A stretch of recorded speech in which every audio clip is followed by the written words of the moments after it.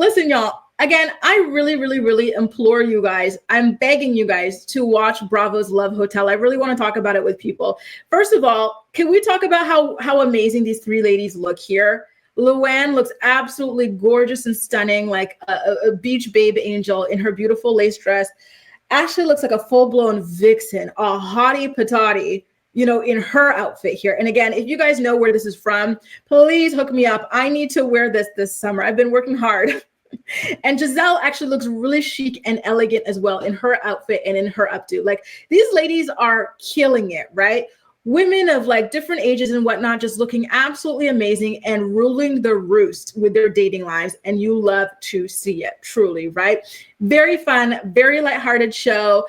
It's kind of like, The Bachelor, if multiple people could be like The Bachelor or The Bachelorette, and so I really, really love that. And there were some pretty hot silver foxes. Listen, there are some senior citizens on this, right? Because the ladies are senior citizens themselves, but some of these are hot as hell. Listen, it's all about how you take care of yourself. Age is nothing but a number when you take good care of yourself, right? Like, look how elegant these three look. And these three are like 50 plus years old. They look incredible. So I'm loving the intergenerational mix that we get there, especially with Ashley also being part of the cast and being younger than them.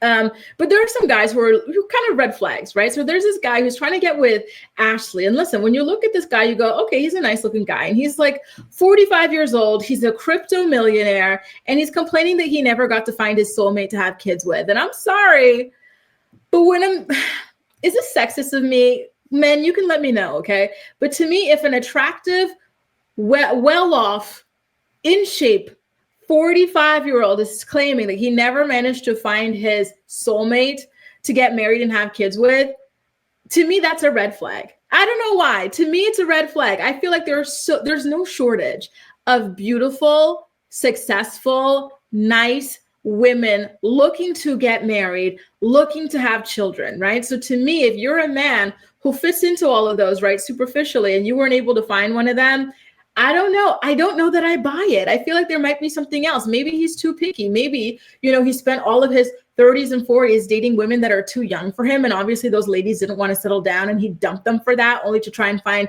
another one that's too young for him, trying to settle down, and just never found it. Maybe his standards are absolutely insane. Maybe he's a nightmare to deal with. I don't know. I don't want to put anything on him, right?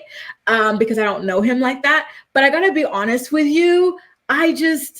I don't buy it, to be honest with you. I don't. I think that there's something there that we're going to see about him. Maybe he's controlling. I don't know. But whatever it is, I think that he should have been able to find somebody personally. But again, listen, maybe something bad happened to him in life. Maybe something took up a lot of his time or emotional energy and he had to sit out the dating pool. I don't know. But to me, it was a red flag. I think that you could have at least been engaged by now or something. I don't know. I just don't like it. I don't buy it. Here's the thing. How old am I? I'm 31. I'm pushing 32. I'll be 32 October, right? What is my dating range? I don't like to go below, but I might have to now that I'm getting a lot. Hang on, I gotta say it with a straight face. Hang on. Now that I'm getting a bit long in the tooth, I might have to open my dating pool to men who are a little bit younger. And by that, what is that? Maybe like 31-year-olds. So I would put my dating range from like 31 to like maybe like 37 or something like that.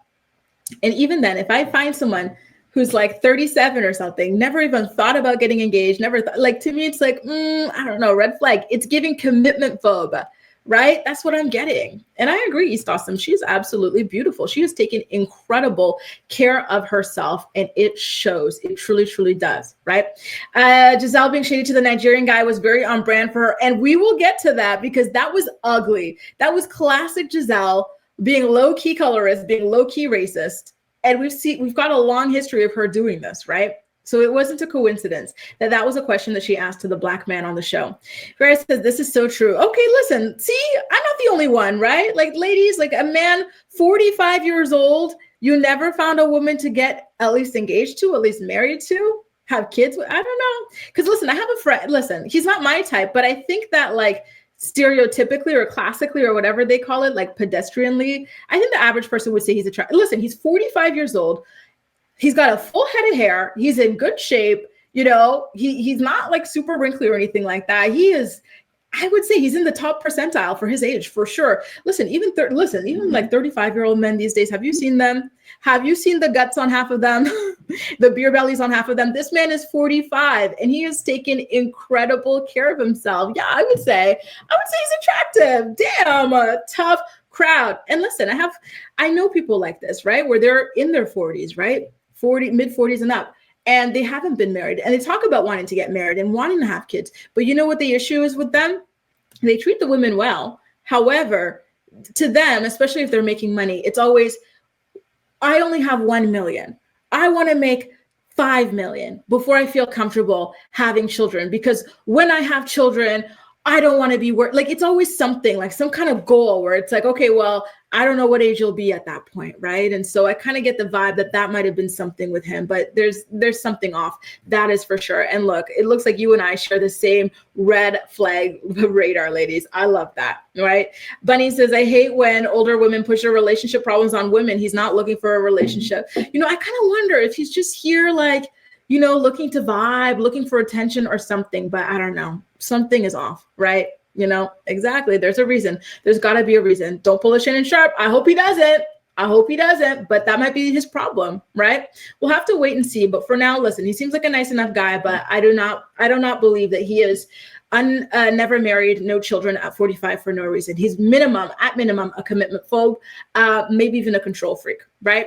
So now Luanne, speaking of how beautiful our darling Luanne is, did y'all see the way that she played those two men? So she had these two guys and I think she was the first one to really truly be trying to, date between two men at the exact same time. Like she has always been that girl. Like she is so confident. And I think it is her most amazing quality, right? Like she owns her room. She does not care. Like she wants to have it all. And I love that for her. And so she's got these two guys. And again, these guys are very attractive for their age, in my opinion. They've taken really good care of themselves. They're very well dressed and just chic and whatnot, right? And so she's just trying to vet them and see if they could be her type or not. And then at a certain point, she decides she wants a drink. And so she tells these guys, listen, I'll be right back. I am going to go grab a drink. And so she leaves her shoes with them. And then she heads over to the bar. And so she said she would be right back, right? She told them, don't move. I'll be right back. What does she do at the bar? Luanne, she picks up another man and she walks off with him to have a private one-on-one date. And listen, this pisses off the guys. They even say they're going to just leave her shoes there on the beach. They did not like being treated that way. Listen, one thing about Luanne, she is a playa from the Himalayas. She does not care. And listen, at her age, after all she's been through with 2 marriages, 2 husbands who were cheating on her, I'm not surprised, right? I'm not surprised that she's very lighthearted about what it is that she's looking for at this point. Now, there was something that I did find to be rather odd. It's when Shannon was having a conversation with this guy, Earl the Pearl, right? He seems like a very sweet, very genuine man. He had a wife who was battling cancer. She had it twice, actually. And so he was married for over a decade. However, he was never able to have children with his wife because of the health problems, right? And then her passing away was very sudden. And this man was always there for her. And, that was a really beautiful thing to me, because something I learned was that, unfortunately, a lot of times when wives get sick, the husbands leave, right? So to me, and it's sad to even be saying that, right? Because the sickness and health, right? Like this is what you're supposed to do, right? But unfortunately, it's not what really happens a lot of the time. And so just hearing that he was there for her was really, really, beautiful, right? And so I like him. So far, he's my number one guy, right? And so something that really stuck out to me in this conversation was that Shannon tells us, I think it's beautiful that he had this true love. I don't think that I've ever had a true love. Shannon, you don't think that you've had a true love? We saw you doing everything you could to keep your marriage together. You were doing witchcraft to keep your marriage together. The freaking lemons, you were seeking everybody to try and make that thing work. I think you loved that man, right? Like, obviously he mistreated you, right? I don't think that was a marriage that she was just trying to keep together for the kids. I think she really, truly loved David. And so now hearing that she doesn't think it was a true love is really, really shocking to me. That's something that I do not personally believe, right? I don't know about you guys. Did you guys believe that? Or is that her trying to cope? Or maybe there's something that we don't know about the dynamics of the relationship. Maybe she woke up and realized, hey, this wasn't a real relationship. Like, he wasn't who he represented himself as being. So I don't count it as a real love or something like that. I don't know. right? I don't know. Oh, thank you, Vera. Really? Thank you. Thank you. Thank you. Listen, I'm not that far off. I'm 31. I was 29 just 2 years ago. Thank you. East Austin, how old are you that your age range is 29 to 43? Are you somewhere in the middle? It's so hard. Honestly, it's so hard trying to figure out what is a good age range for yourself. I don't know.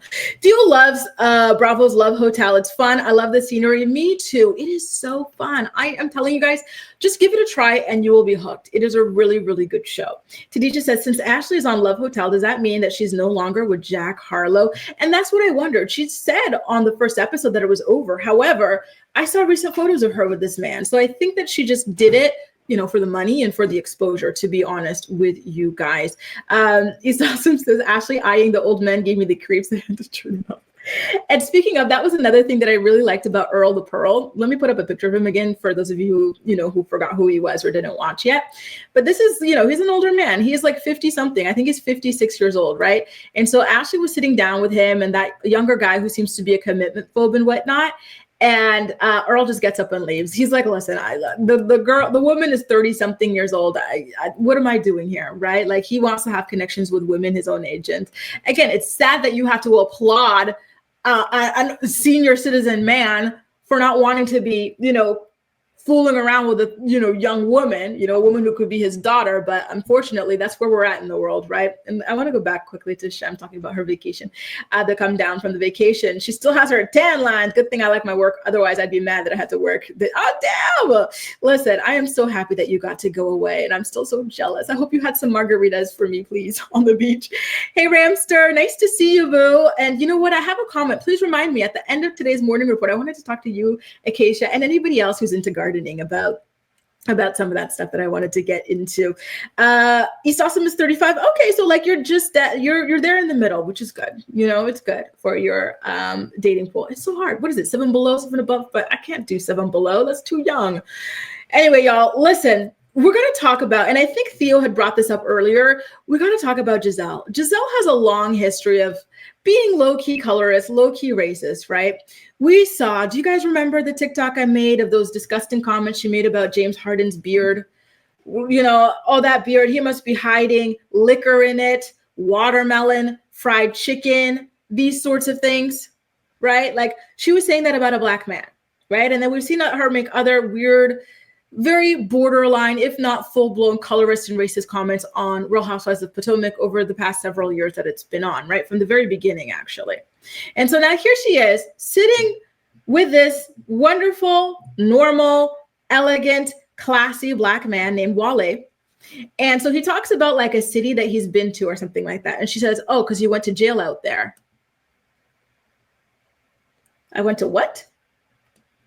And so he's like, oh, like you're profiling?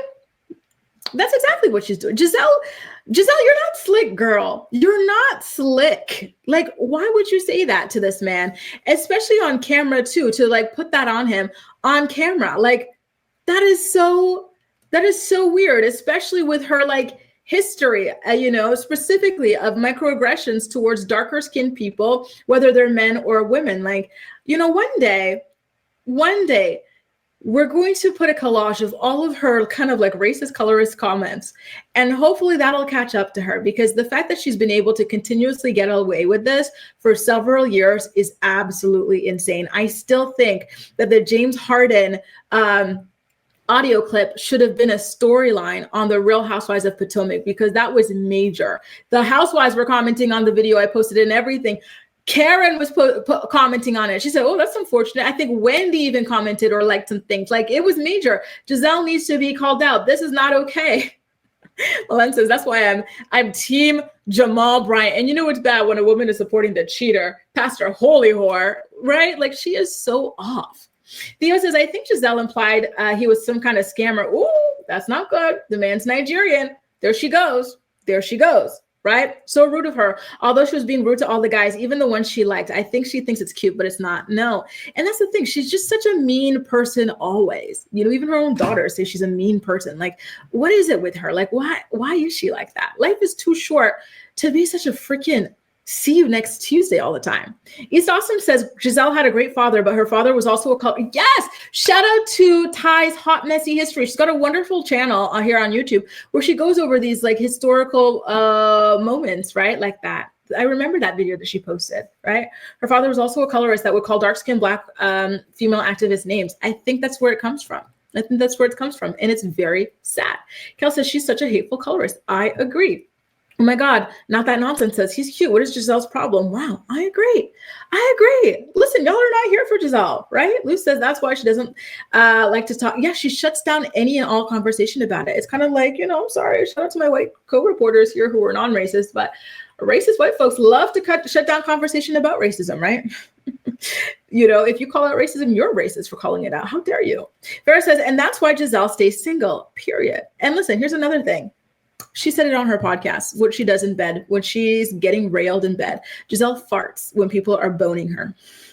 I think that's another reason why the woman stays single. I can't believe she said that on the podcast. I will never forget it. It's just such a graphic, vulgar thing to say. Like, why would you admit that, right? Again, Giselle, shame on you for saying that about this man that, he went to jail. Like that's disgusting. Okay. By the way, when it comes to who the hottest man in the house is, all of the ladies, including Ashley, they think it's this guy.